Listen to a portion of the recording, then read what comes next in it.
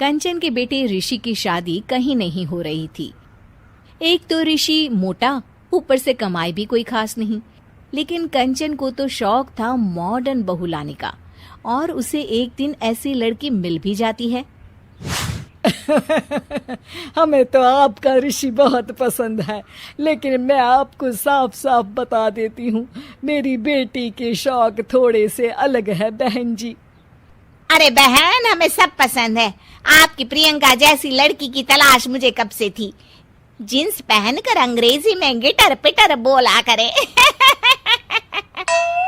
अरे बहन, जरा सुन तो लो, मेरी बेटी के शौक क्या क्या है। अरे नहीं नहीं बहन, बस लड़की को देख लिया तो सब कुछ देख लिया।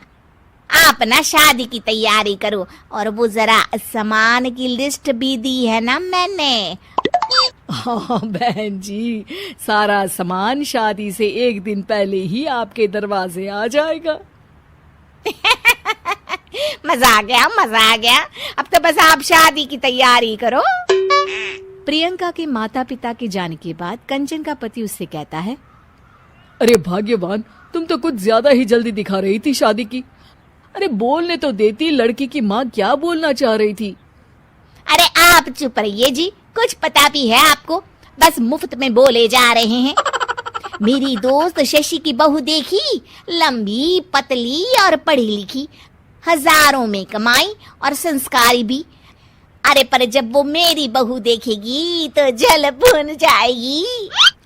लेकिन तुम तो शादी ऋषि के लिए कर रही हो ना, या शशि के लिए? तुम्हारा लड़का कुछ कमाता भी नहीं है, और शरीर भी भगवान की दुआ से फूलता ही जा रहा है। फिर बोले आप हैं? फिर बोले आप? मैंने कहा ना, प्रियंका जैसी जींस पहनकर अंग्रेजी झाड़ने वाली बहू किस्मत वालों को ही मिलती है। चुप रहिए आप। पति के लाख कहने पर भी कंचन ऋषि की शादी प्रियंका से करवा देती है। लेकिन प्रियंका जैसे ही घर में आती है, वैसे ही जोर जोर से चिल्लाकर नाचने लगती है। आज मेरे यार की शादी है, आज मेरे यार की शादी है। अरे नाचो मां नाचो।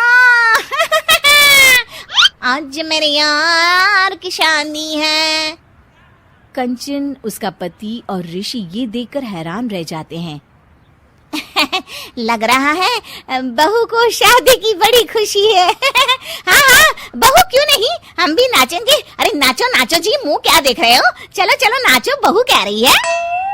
कंचन ये कहकर प्रियंका के साथ नाचने लगती है। ऋषि और उसके पिता वहां से चले जाते हैं। अगले दिन कंचन अपनी सहेलियों को प्रियंका से मिलवाने के लिए घर बुलाती है, जहाँ शशि भी आती है। अरे शशि, कैसी हो?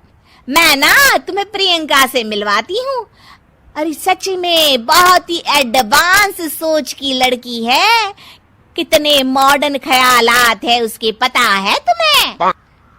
अरे हाँ कंचन, जरूर। बच्चों की शादी अच्छी ही होनी चाहिए, और वैसे भी तुझे तो शुरू से ही ऊंचे ख्याल की बहू चाहिए थी। तभी कंचन की सहेली कहती है, अरे कंचन, बुलाओ ना प्रियंका को, हम भी मिल ले। अरे बहू प्रियंका, जरा बाहर तो आना। कई बार आवाज देने के बाद भी प्रियंका बाहर नहीं आती है, तो कंचन को बुरा लग जाता है। वो उसे लेकर बाहर आती है, लेकिन ये क्या, प्रियंका लड़खड़ाती हुई बाहर आती है और उसके हाथ में शराब की बोतल होती है।